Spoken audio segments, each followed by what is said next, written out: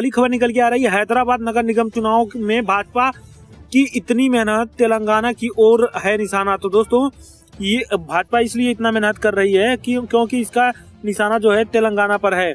इसलिए हैदराबाद के आम चुनाव में इतना ज्यादा भारतीय जनता पार्टी जो है अपना कड़ा रुख अपनाए हुए है। तो चलिए आपको पूरी खबर बताते हैं। दोस्तों पूरी खबर यह है कि ग्रेटर हैदराबाद नगर निगम चुनाव में भारतीय जनता पार्टी पूरा दमखम दिखा रही है। चुनाव प्रचार में अपने बड़े चेहरों का इस्तेमाल कर रही है। पार्टी का लक्ष्य सीधा तेलंगाना और आंध्र प्रदेश में अपने पैर जमाना है। हैदराबाद में साल 2016 में हुए पिछले चुनाव में सत्तारूढ़ TRS तेलंगाना राष्ट्र समिति को 99 और असदुद्दीन ओवैसी की पार्टी को 44 सीटें मिली थी। वहीं भाजपा को केवल 5 सीटें से ही संतोष करना पड़ा था। इसी वजह से यह अपना पूरा दम लगाए हुए है इस बार नगर निगम के चुनाव में।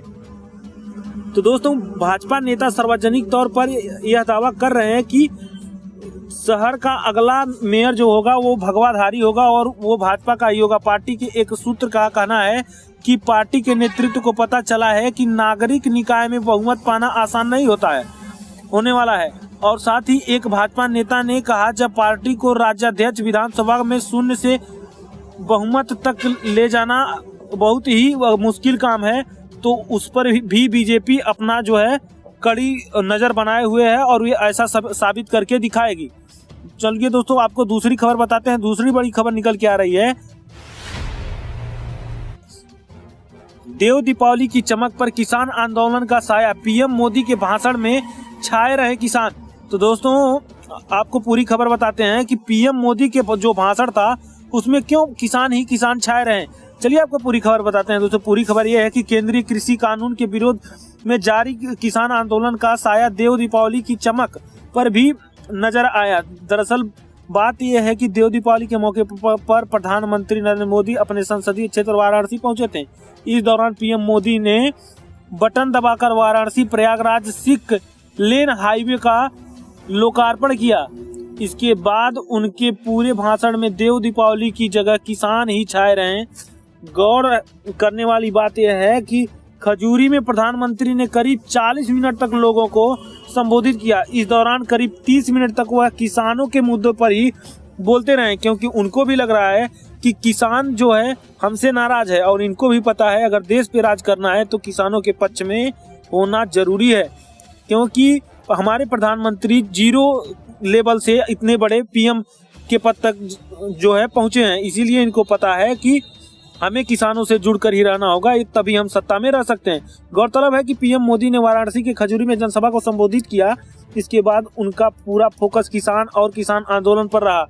पीएम मोदी ने किसानों को अन्नदाता भी कहा, साथ ही काशी की धरती से उन्हें नमस्कार भी किया और उन्होंने किसान को भगवान का रूप भी बताया। चलिए दोस्तों अगली खबर देखते हैं। ही केंद्र सरकार ने रक्षा क्षेत्र में आत्मनिर्भर भारत को ही झटका दे दिया। चलिए पूरा मसला क्या है हम आपको पूरी विस्तार से बताते हैं। दोस्तों विस्तार से हम आपको खबर बताते हैं तो थोड़ा ध्यान से सुनिएगा। अगस्त 2020 में भारत सरकार ने रक्षा क्षेत्र में आत्मनिर्भर भारत के लक्ष्य को मेक इन इंडिया से जोड़ते हुए नई जान डाल दी थी। 9 अगस्त को भारत सरकार ने प्रेस सूचना ब्यूरो के माध्यम से 101 रक्षा उत्पादों को विदेश से न आयात करने का निर्णय लिया था। इसमें 152 AMM और 52 कैलिबर की तोप भी शामिल थी। यह निर्णय 2020 से ही प्रभावित बताया गया है, लेकिन 3 महीने के भीतर ही प्रधानमंत्री नरेंद्र मोदी को अपने इस निर्णय को संशोधन करना पड़ा। अब रक्षा मंत्रालय ने निर्णय लिया है कि कुछ रक्षा उत्पादों को आयात के लिए इस साल की छूट दे दी जा रही है।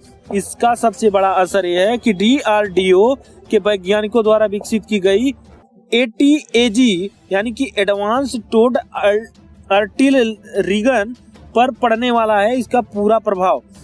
तो दोस्तों जो है भारत अभी पूरी तरह से आत्मनिर्भर नहीं बन सकता, ऐसा इससे जाहिर हो गया है। इस पे आपकी क्या राय है कमेंट बॉक्स में जरूर कमेंट करिए। चलिए देखते हैं अगली खबर। तो दोस्तों अगली खबर निकल के आ रही है उत्तर प्रदेश से। जैसा कि आप जानते हैं जहां के मुख्यमंत्री योगी आदित्यनाथ हैं, जो कि गोरखपुर से इससे पहले सांसद थे। तो चलिए पूरी खबर बताते हैं। यूपी में कोरोना को लेकर के नई गाइडलाइन जारी कर दिया है योगी आदित्यनाथ ने। स्थिति का आकलन करने के बाद लगा सकते हैं नाइट कर्फ्यू, ये सूत्रों के हवाले से खबर निकल के आ रही है। तो दोस्तों, उत्तर प्रदेश शासन ने सोमवार को कोविड-19 को लेकर के नई गाइडलाइन जारी कर दी है। नई गाइडलाइन में शासन की तरफ से कोरोना संक्रमण को रोकने के लिए स्थिति का आकलन करते हुए नाइट कर्फ्यू लगाने का निर्देश दिया गया है, जिसका फैसला स्थानीय प्रशासन इसके अलावा सोशल डिस्टेंसिंग का पालन करने के लिए धारा 144 लागू करने का निर्देश भी दिया गया है। वहीं शादी ब्याह जैसे कार्यक्रमों में शामिल होने के लिए जो सीमा तय की गई थी उसे फिलहाल बरकरार रखा गया है, यानी कि हाल में क्षमता का 50% और अधिकतम 100 लोगों को ही शामिल किया जाएगा। खुले मैदान या लान में क्षमता का 40% ही लोगों को एक समय में शामिल होने की अनुमति होगी। मसलन है कि खुले लान की कुल क्षमता 2000 है तो वहां पे केवल 800 लोग ही एकत्र हो सकते हैं। दोस्तों, ऐसा उत्तर प्रदेश सरकार ने गाइडलाइन जारी कर दी है।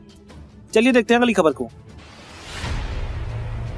दोस्तों, अगली बड़ी खबर निकल के आ रही है, किसान जब आवाज उठाता है तो इसकी गूंज पूरे देश में सुनाई देती है। ऐसा कौन कहा है दोस्तों? ऐसा कहा है राहुल गांधी ने।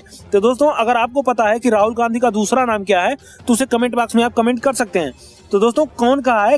राहुल गांधी ने कहा है कि किसान जब आवाज उठाता है तो इसकी गूंज पूरे देश में सुनाई देती है। इसीलिए 40 मिनट के भाषण में मोदी जी 30 मिनट केवल किसानों के मुद्दे पर बोलते रहे। चलिए आपको पूरी खबर बताते हैं। दोस्तों, पूरी खबर यह है कि देश में कुछ मुख्य विपक्षी दल कांग्रेस ने जो मुख्य विपक्षी दल है वो है कांग्रेस। तो कांग्रेस ने सोमवार को केंद्र के नए कृषि कानूनों के विरोध हो रहे किसान आंदोलन का समर्थन करते हुए एक सोशल मीडिया अभियान की शुरुआत की है। और साथ ही पूर्व कांग्रेस अध्यक्ष राहुल गांधी ने इसे लेकर के कहा है कि जब हमारे अन्नदाता किसान अपनी आवाज उठाते हैं तो यह पूरे देश में गूंजती है और जो कि बड़े बड़े लोगों को भी हिला करके रख देती है। राहुल गांधी ने एक ट्वीट में लिखा है, मोदी सरकार किसानों पर अत्याचार किए हैं, पहले काले कानून लाए फिर डंडे चलाए, लेकिन वो भूल गए कि जब किसान आवाज उठाता है तो उसकी आवाज पूरे देश में गूंजती है। किसानों के साथ हो रहे शोषण के खिलाफ आप भी इसकी फॉर फार्मर्स अभियान के माध्यम से जुड़िए, जैसा कि हमारी पार्टी कांग्रेस पार्टी चला रही है। तो दोस्तों, एक अभियान शुरू कर दिया है कांग्रेस पार्टी ने। तो दोस्तों, उससे जुड़ने के लिए कहा है राहुल गांधी ने। तो राहुल गांधी का दूसरा नाम आप कमेंट बॉक्स में फटाफट कमेंट करें अगर आपको पता है। अगली खबर निकल के आ रही है दोस्तों, भाजपा की टीम होने के आरोप पर बोले ओवैसी, मैं एक लैला हूं जिसके हजारों मजनू हैं। तो दोस्तों, ऐसा जैसा कि जानते हैं कि ये इनके बयान हमेशा विवादित होते रहते हैं ओवैसी जी के। तो ओवैसी ने कहा है कि भारत की टीम पर जो आरोप लगाया जा रहा है तो मैं एक लैला हूं जिसके हजारों मजनू हैं। चलिए आपको पूरी खबर बताते हैं। पूरी खबर ये है कि AIMIM के अध्यक्ष हैदराबाद के सांसद असदुद्दीन ओवैसी ने पर कई बार भाजपा की टीम होने के आरोप लगाए जा रहे हैं। इसके बाद इस पर उनका कहना है कि मेरा हाल में ऐसा कोई बात नहीं है, मैं एक लैला हूं, मेरे हजारों मजनू हैं, ऐसा कहा है ओवैसी जी ने। इनका कहना है कि सभी पार्टियां मुझे मुद्दा बनाकर फायदा लेना चाहती हैं।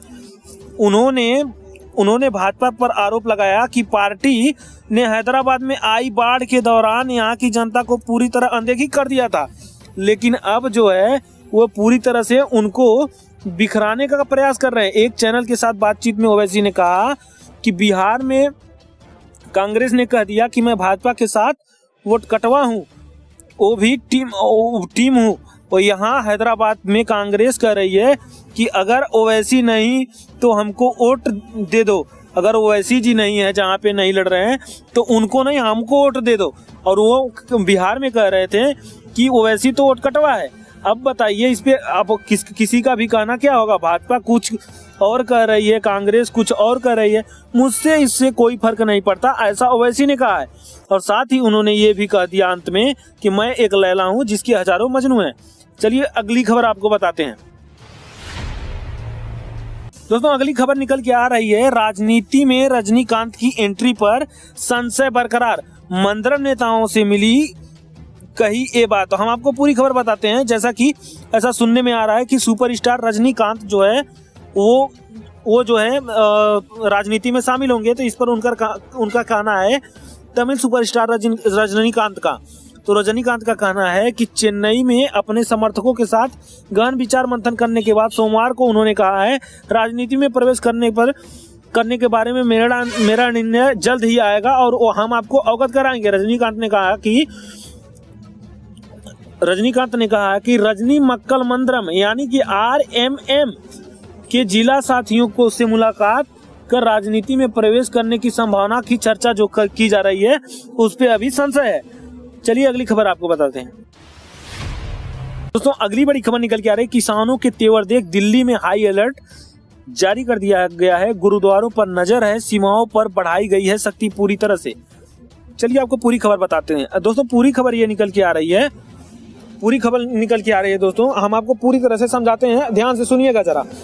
कृषि कानूनों के खिलाफ आंदोलन कर रहे हजारों किसान लगातार चौथे दिन बॉर्डर पर डटे रहे। वहीं 5 से 6 किसान अन्य रास्तों से दिल्ली में प्रवेश कर इंडिया गेट से हैक्स सागन तक पहुंच चुके हैं। किसानों ने इंडिया गेट पहुंचने की खबर से हड़कंप मच गया है। आनन फानन में नई दिल्ली आने वाले सभी रास्ताओं पर बैरिकेडिंग लगा करके चेकिंग शुरू कर दी गई है और जहां की सुरक्षा पूरी तरह से कड़ी कर दी गई है। बगैर जांच किसी को भी नई दिल्ली इलाके में घुसने नहीं दिया जा रहा है। खास कर जंतर मंतर, इंडिया गेट, विजय चौक, संसद जो की धरना वाले स्थान है, वहां पर किसी को नहीं घुसने दिया जा रहा है और बहुत ही पूछताछ के बाद वहां पर प्रवेश मिल रहा है। आसपास पुलिस बल तैनात कर दिया गया है। हालांकि पुलिस ने किसानों को हिरासत में लेकर के निरंकारी भवन छोड़ दिया है। पुलिस अधिकारियों का कहना है कि जो भी किसान नई दिल्ली में पहुंचेगा उसे निरंकारी भवन में छोड़ दिया जाएगा और साथ ही उसे वहीं पर रहना होगा जब तक कि पूरा मामला शांत नहीं हो जाता। वहीं सिंधु बॉर्डर पर कुछ किसानों ने नरेला की ओर से दिल्ली में प्रवेश करने का प्रयास किया, लेकिन पुलिस ने किसानों को वहीं पर रोक लिया। पुलिस अधिकारियों का कहना है कि उनको सूचना मिल रही है कि अब किसान छोटे छोटे समूह बनकर राजधानी में घुसने का, इकट्ठा होने का प्रयास कर रहे हैं, यानी कि टुकड़े टुकड़े होकर के ये पहुंचेंगे और वहां पर ही वो धरना करेंगे और जरूर करेंगे जंतर मंतर पे। ऐसी आशंकाओं को देखते हुए पुलिस ने पूरी तरह से अलर्ट रहने को कहा गया है। गुरुद्वारों में कहीं यह शरण न लें, इस पर भी नजर रखी जा रही है। खबर निकल के आ रही है जो है वो बहुत बड़ी खबर है जम्मू कश्मीर से। तो दोस्तों जम्मू कश्मीर से सीमावर्ती अरनरिया में फिर दिखा पाकिस्तानी ड्रोन, सतर्क जवानों को देख करके लौटा। तो दोस्तों सतर्क जवान जो थे उनको देख करके ड्रोन वापस लौट गया। तो दोस्तों ये जो है पाकिस्तानी ड्रोन था। चलिए आपको पूरी खबर बताते हैं क्या है पूरा मसला। जम्मू कश्मीर में अंतर्राष्ट्रीय सीमा पर शनिवार को रात में एक बार फिर से पाकिस्तानी ड्रोन देखा गया। जवानों की सतर्कता के चलते हुआ वापस लौट गया। BSF के जवान अलर्ट पर हैं। सीमा सुरक्षा बल यानी कि SSB ने रविवार को रात जम्मू कश्मीर के साथ RS पूरा सेक्टर में अरनिया इलाके में अंतर्राष्ट्रीय सीमा IB का ड्रोन देखा गया। अधिकारियों ने कहा कि ड्रोन चेतावनी के बाद वापस पाकिस्तान की ओर चला गया, जिससे कि आशंका जताया जा रहा है कि वो पाकिस्तान की ओर से ही आया था। अगली खबर निकल के आ रही है दोस्तों, न्यूयॉर्क के बाद एक और चक्रवाती तूफान आने का खतरा है। 4 राज्यों को चेतावनी पूरी तरह से अलर्ट पर रख दिया गया है, जैसे कि तमिलनाडु को और जो कि दक्षिण इलाके के जो राज्य हैं।